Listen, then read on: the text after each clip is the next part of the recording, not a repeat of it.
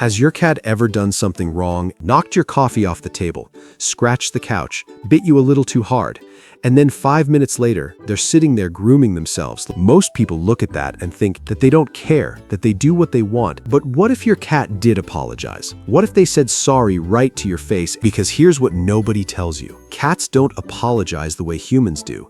They don't lower their head in shame. They don't come crawling back with sad eyes. They do something far more subtle. And by the time you finish this video, you'll realize your cat has probably been apologizing to you, just didn't speak the language. Let's start with the one hiding in plain sight. 1. They bring you their toy and leave it near you. Have you ever found your cat's favorite toy or by your feet or on your pillow? Not during playtime. Not when they're hyper. Most owners toss it aside or assume their cat wants to play, but the timing tells a completely different story. Cats are not like dogs. They don't fetch to make you happy. When a cat picks something up and deliberately carries it, and when that location is you, behavioral researchers studying animal reconciliation, the individual who caused the disruption, your cat has a favorite toy, the one they carry around, the one they guard, the one that makes them feel safe. And in the middle of an emotional disconnect between you two, they picked it up, walked over, and placed it near you. They didn't ask you to throw it. They didn't bat it around. They just left it there. Like an offering. That's not play. That's your cat giving you the one thing that if you threw it aside without a second thought, something registered. They won't stop trying, not right away, but a piece of that gesture went unacknowledged. And over time, the offerings get quieter, smaller, until they stop completely. But that's just the beginning, because later in this video, and it's the one almost every owner accidentally punishes their cat for. Stay with me on that. 2. They headbutt you when you're still upset. You scolded your cat. Maybe they knocked something over. Maybe they scratched something they shouldn't have. The energy in the room shifted. You're frustrated. Your voice changed. Your body language tightened. And then your cat walks up and presses their head directly into your hand, or your leg, or your face. Most people think this is just affection, normal cat behavior.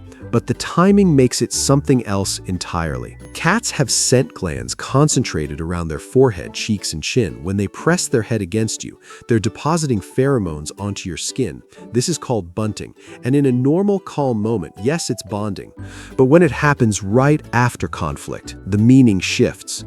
When tension fills a room, your scent changes. Stress hormones alter your body chemistry in ways you can't detect, but your cat absolutely can. To a cat who reads the world through scent, that chemical shift feels like the bond between you is fracturing. So what do? They walk straight into the tension and remark you. They press their scent onto your skin to overwrite the stress signal with something familiar. Something that tells their brain, this person is still mine. I'm still theirs.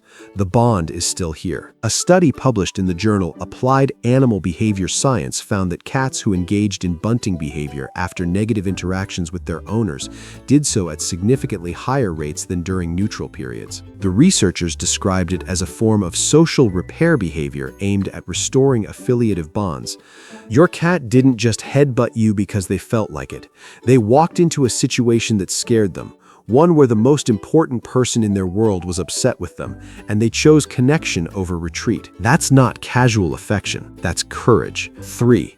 They sit near you without touching you. This one is the most invisible apology your cat will ever give you. And it's the reason most people think their cat doesn't care after conflict. Something happened between you two. The room is tense. Your cat left for a bit. And now, without any fanfare, they've reappeared. They're not on your lap. They're not rubbing against you. They're just sitting in the same room, maybe a few feet away. Quiet, still, watching. Most owners don't even register it. The cat is in the room. So what? So everything. Cats are solitary by nature. When they want space, they take it.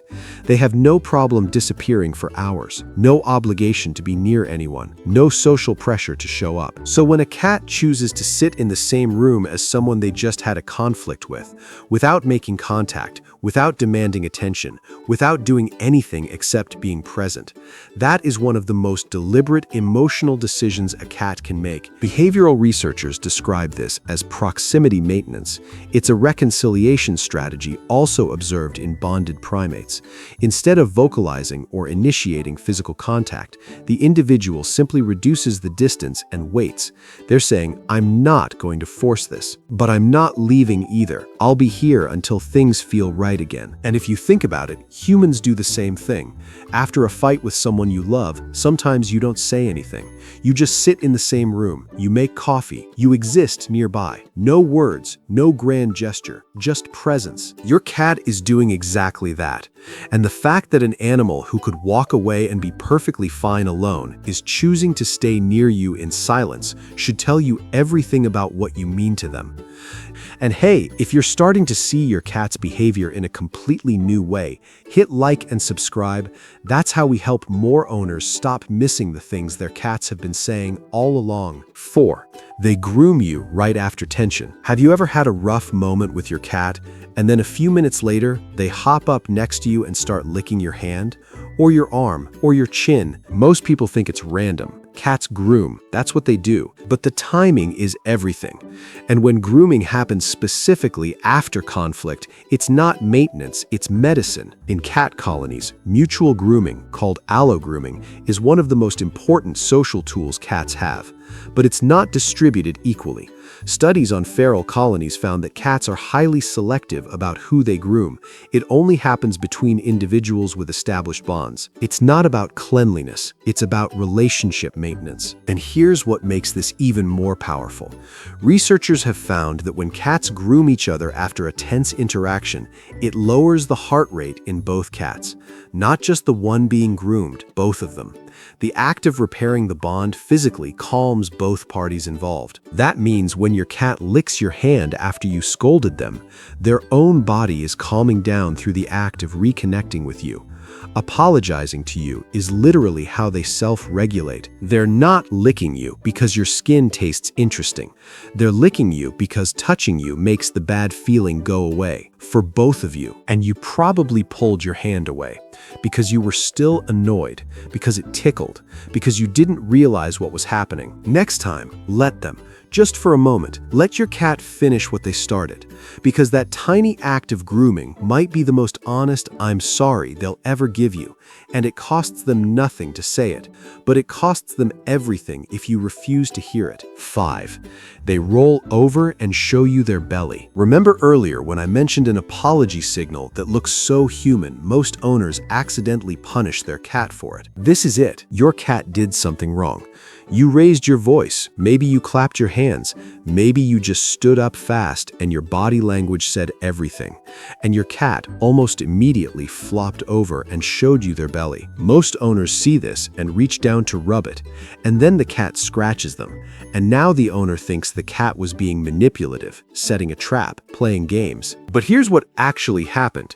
Your cat just surrendered, and you violated the surrender. A cat's belly is where their most vital organs live.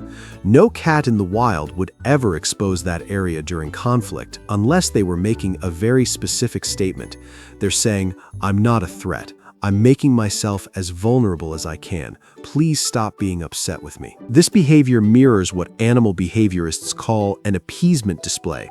It's seen across multiple species. The individual who caused the conflict deliberately makes themselves defenseless to de-escalate the tension.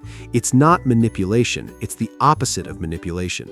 It's complete unconditional surrender. A study from the University of Lincoln found that cats who displayed ventral exposure after being scolded showed significantly elevated cortisol levels, meaning they were genuinely stressed.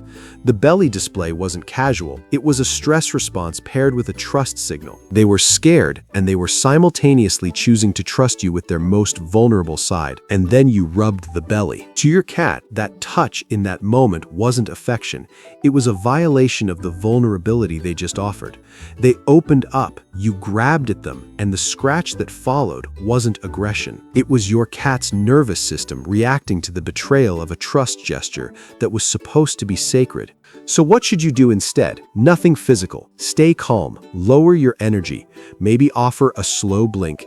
Let your cat know that you received what they gave you without turning their apology into something they need to defend themselves from. That small shift in your response can completely change how safe your cat feels trying to repair things with you. 6. They bring you food after you've been upset. This one is rare, and if your cat does it, you need to pay attention. You've been upset, maybe not even at them. Maybe you had a bad day. Maybe you were crying. Maybe you were just sitting in silence with that heavy energy that fills a room when something is wrong, and your cat disappears for a while. And then they come back, and they've brought something, a piece of kibble from their bowl, a toy, a leaf from outside, something small and seemingly meaningless placed right next to you. That's not random behavior, that's a provision offering. In the wild, cats bring food to two categories of beings, their kittens and their bonded companions. When a cat brings you something during an emotional low point, they're not playing, they're applying the only caregiving strategy they know. Research published in Animal Cognition found that cats adjust their social behavior based on their owner's emotional state. Cats whose owners displayed signs of distress showed increased proximity seeking and, in some cases, object-carrying behavior directed at the owner. Your cat sensed something was wrong. They couldn't fix it. They couldn't ask what happened. So they went and found the closest thing they had to a resource and brought it to you. Because in their world, when someone you love is struggling, you bring them food. That piece of kibble sitting next to you isn't garbage, it's everything your cat had to offer. And they gave it without being asked. 7. They sleep closer to you than usual that night. This is the quietest apology of all. And most owners will never know it happened because they're already asleep. After a day where something went wrong between you two, after the tension, the scolding, the cold shoulder, your cat does something that night that they might not do on any normal night. They sleep closer, not on you necessarily, not pressed against you, but closer than usual. Maybe they're on the pillow when they normally sleep at the foot of the bed.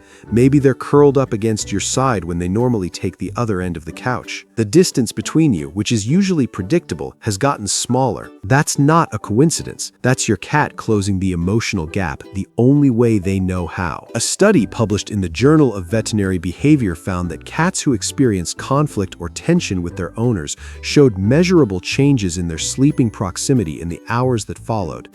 Bonded cats consistently moved closer to their owners after negative interactions, not further away. Think about what that means. Your cat had a bad day with you. Things felt off. The energy was wrong, and their response to all of that wasn't to hide, wasn't to punish you back, wasn't to withdraw. Their response was to wait for you to fall asleep and then move closer. They didn't need you to be awake for it.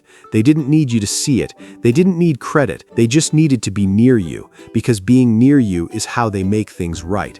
And while you were sleeping, while you had no idea it was happening, your cat was lying 2 inches closer than usual, eyes half open in the dark, slowly letting the tension dissolve through the only language they've ever known. Presence, not words, not grand gestures, not tears or apologies or explanations, just a warm body inching closer in the dark, silently saying the only thing that ever needed to be said. I'm still here, and I still choose you.